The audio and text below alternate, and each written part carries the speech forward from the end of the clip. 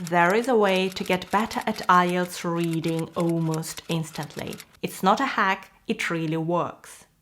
Building your vocabulary and reading speed will give you the biggest improvements, but those take months.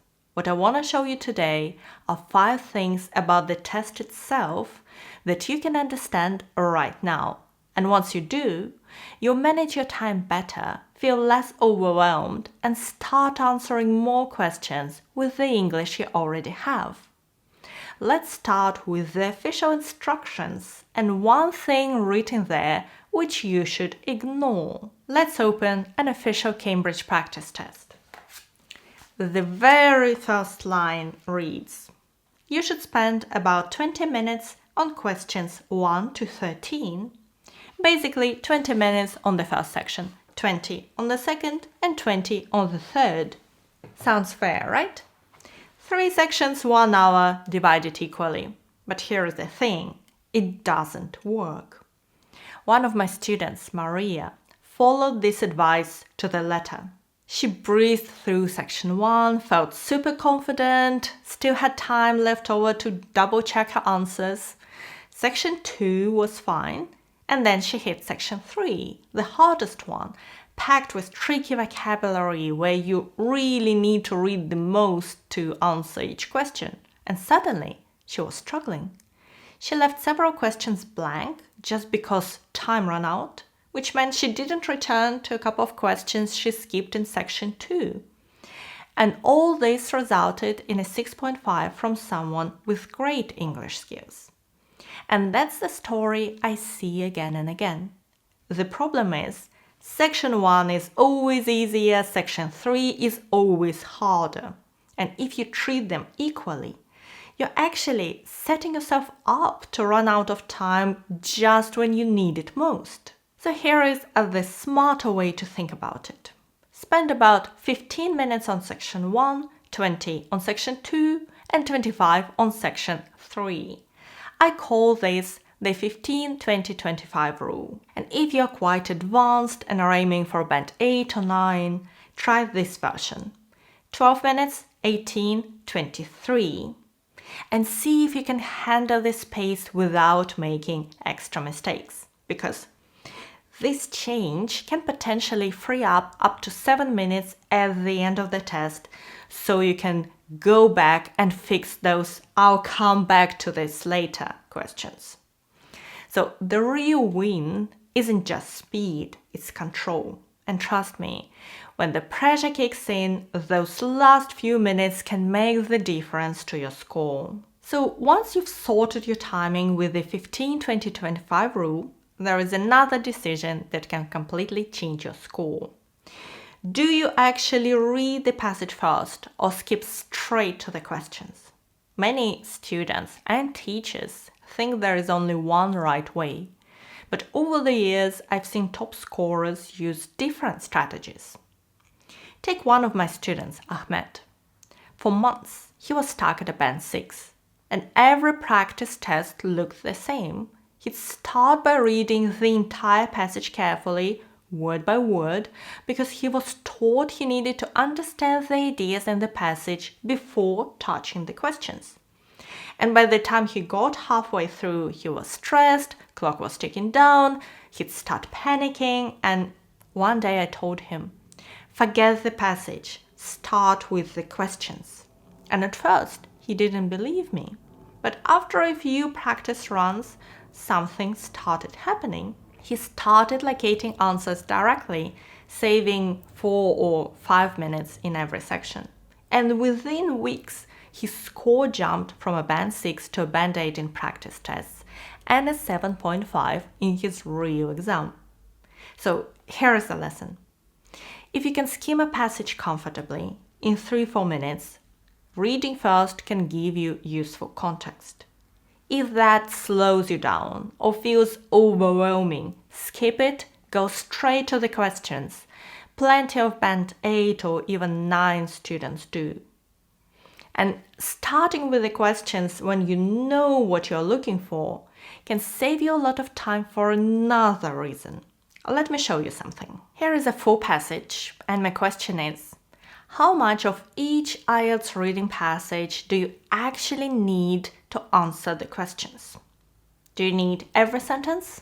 Half of them? Well, let me show you.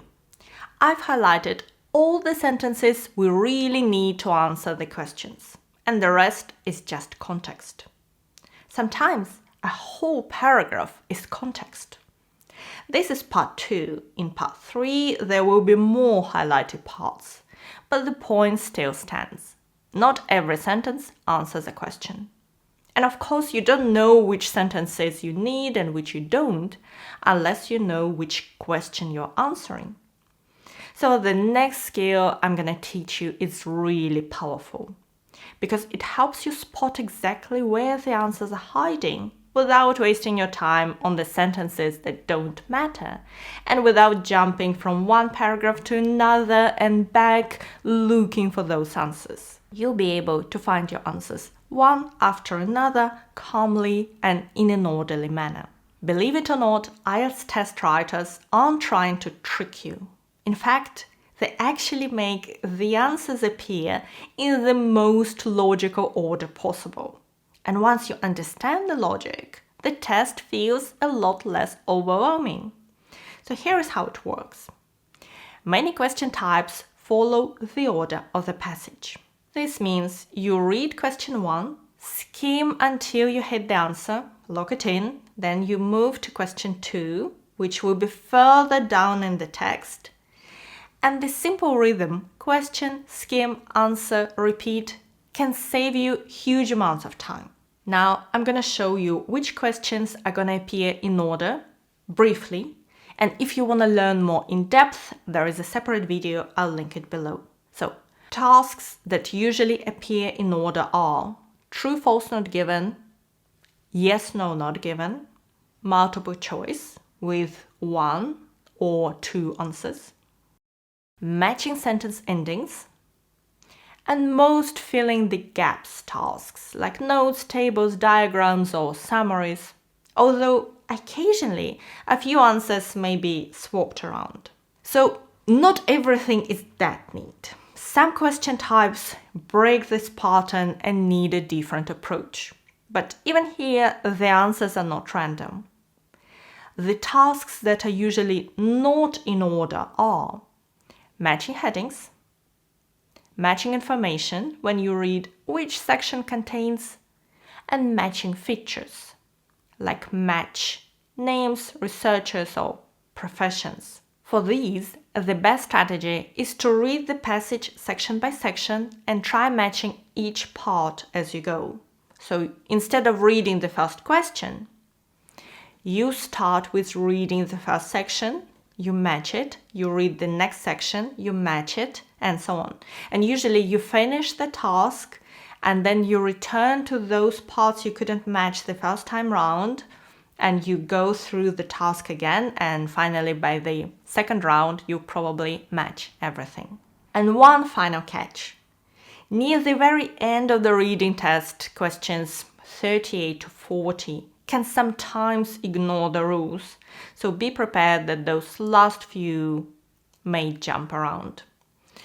So the key idea is this. If you know which tasks are in order and which aren't, you can stop wasting time flipping back and forth and start reading with purpose. And now, before we move to the last technique which every IELTS student should apply in their preparation, let me share with you 3 seemingly small habits that can really help you in your test. First, imagine you're almost done with the text and the question suddenly asks, according to Professor Smith, or in 1953, if you haven't marked anything, you're forced to scan the whole page from scratch under pressure with the clock ticking. But if you've been highlighting as you read, you've already left little signposts in the text, and you can jump straight there, saving your precious minutes. That's why highlighting isn't optional. It's one of the best time-saving habits you can build. Highlight names, dates, theories, and places. Even if you take your test on computer, you can use highlights. Select the word, right-click, highlight. I normally don't highlight much on computer because it's quite distracting and it's taking more effort than on paper. But for these keywords, I'd make an exception. To illustrate the second habit, let me tell you a short story. I still remember it vividly from one of my own exams. It was paper-based, and when the reading section finished, the invigilator announced, "Your time is up, put your pens down." But the girl next to me was frantically transferring her answers, and the invigilator ran over shouting, pens down, and crossed out her probably 5 answers or so right on the spot. Can you imagine? To find the answers but not get the points. So never ever save transferring for the end. Do it neatly after each section so you don't lose marks you've already earned. And keep an eye on your time. On computer, there is a time at the top, no problem, and no need to transfer any answers anywhere. But if you take your exam on paper, write down when your section begins to remember when it ends. Invigilators will only tell you how much time is left 2 or 3 times throughout the test. And in the test I took, they only announced when we had 10 minutes left and 5 minutes, but it may differ from center to center. And the third useful habit concerns your practice tests. It's tempting to grab any practice test you find online for free. Some even come with the official label. But here is the truth. The real IELTS exam papers are produced by Cambridge English. And that's what you get in Cambridge IELTS books. Even the other co-owners of IELTS, like IDP or British Council, don't write the actual exams. They just deliver them. So their practice tests online can be slightly different to the real tests. And those free random tests you see online are way off most often. Too easy, too hard, or sometimes just plain wrong. And if you want your practice to pay off on exam day, use Cambridge tests. Now, what's this last technique every student needs? Whenever I post a video where we work on a particular type of reading questions and practice together, I always get some comments saying, "This answer is wrong, it should be B." I love the energy, but there is a missed opportunity here. First, you won't win an argument with Cambridge English. Second, you're not learning the lesson. What you should do after each practice test is go back and analyze your every mistake. Figure out why you chose the wrong answer. If you didn't know some words, translate them. If you didn't read carefully enough, do. But get to the point where you understand why a certain answer is correct with every question. Then next time, you won't make the same mistake. Oh yes, and learn more about the different types of tasks and how to approach them. Remember the questions in order and not in order? Here is a video that can help you master this technique and get clarity and confidence taking your reading test.